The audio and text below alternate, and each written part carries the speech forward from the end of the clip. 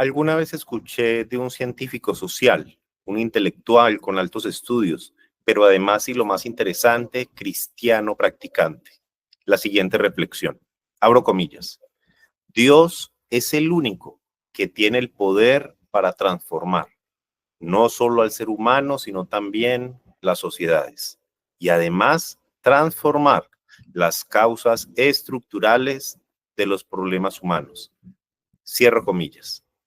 Problemáticas y fenómenos de diferentes naturalezas y en diferentes latitudes del mundo, que han superado y desbordado a científicos, intelectuales, filósofos, académicos, gobiernos políticos, ONGs, organismos internacionales y todo tipo de actores.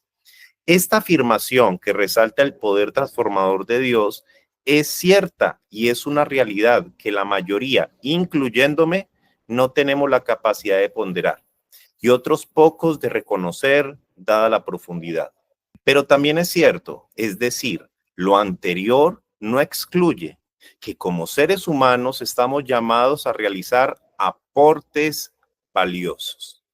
Cada uno desde su rol, según su voluntad, oportunidades, capacidades y posibilidades en cualquiera de las áreas y temas imaginables, sea desde el sector privado, gubernamental, organizaciones internacionales y fines de lucro, fundaciones, de manera individual o colectiva. Hablando de iniciativas y acciones de valor, estas, por ser humanas, están limitadas, pero insisto, a pesar de todo, estamos llamados a la acción positiva. Algunos reconocerán un consejo que aplica para todas las esferas de la vida, donde la espiritual es la más importante. Este consejo fue dado por el apóstol Pablo en la época primitiva a la iglesia de Filipos y dice, todo lo bueno, lo honesto, lo justo, si hay alguna virtud, en esto pensad. Y en el verso siguiente complementa diciendo, y esto haced.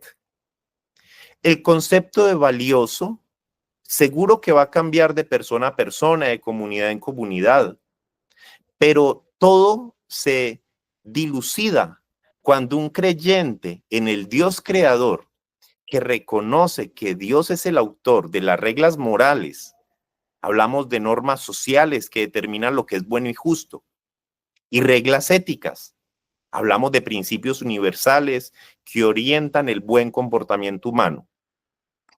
Entonces, podríamos concluir que solo con la ayuda de Dios podremos acercarnos a la definición más precisa de valioso, de lo que tiene valor, de lo que tiene valía.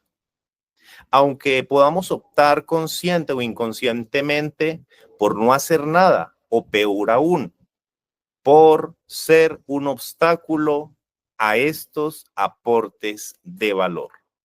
Me pregunto, ¿qué son las acciones e iniciativas de valor? ¿Cómo se es un obstáculo? ¿Qué sería no hacer nada?